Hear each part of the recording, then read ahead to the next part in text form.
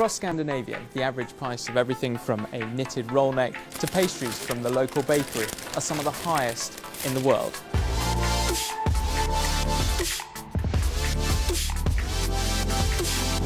Scandinavia is a region in Northern Europe that was historically made up of three kingdoms: Norway, Sweden and Denmark.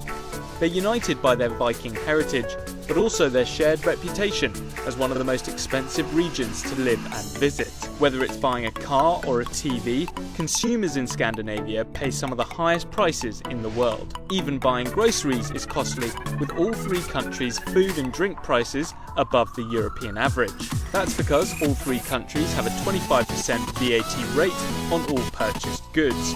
Amongst all the European nations, only Hungary has a higher rate. Heading to the bar is also pretty pricey. In Norway, having a beer or glass of wine will cost 2.5 times the EU average. Both Norway and Sweden have state-run monopolies on alcohol, which helps keep the prices up.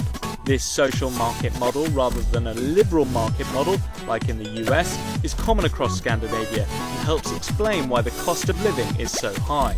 Scandinavian countries have large welfare states, with their social expenditures as a percentage of GDP among the highest in the world. This requires high levels of taxation. Sweden has a top rate of personal income tax of over 60%, while Denmark's is more than 55%, both of which are well above the OECD average. In Denmark, if you want to buy a car, you have to pay anywhere between 85 and 150% tax on top of the cost of the vehicle. And the taxes don't stop there. Let's say I want to buy a sweater in Sweden. I pay 300 krona for it, but how much of that money actually goes to the vendor? Well, first there's the 25% VAT, leaving the seller with 225 krona. The clothes shop also has to pay a minimum 22% of corporate income tax. That means that a big portion of the money I paid for my sweater goes to the Swedish government. Not to mention there's a hefty payroll tax on employees' wages, and the store still has to pay for rent, electricity and cleaning, all of which are taxed too.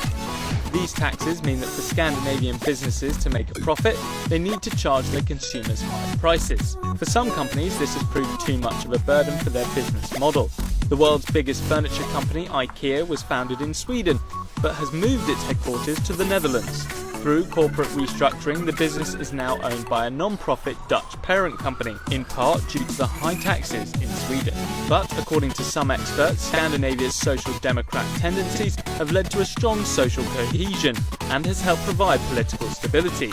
This in turn has made their economy safe havens for outside investors, which is one reason why the Danish, Swedish and Norwegian currencies, called krona, are so strong.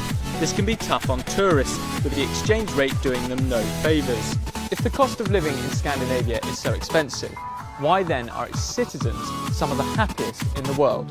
In the past 5 years, Scandinavian countries have regularly topped the World Happiness Report. That's an index that measures overall life satisfaction based on different contributing factors. Some experts attribute these high satisfaction levels with Scandinavia's large welfare state, which they say ensures financial security, job security and economic distribution. In return for high taxes, citizens get free state education, very cheap childcare, a functioning public transport and a free health service. But a large and expensive social welfare state doesn't necessarily mean the best. For example, Norway is the only Scandinavian country that ranks in the top 10 for adult education levels amongst OECD countries. And yet Scandinavians remain happy with the status quo, living within a social corporatist economy that provides reliable economic welfare.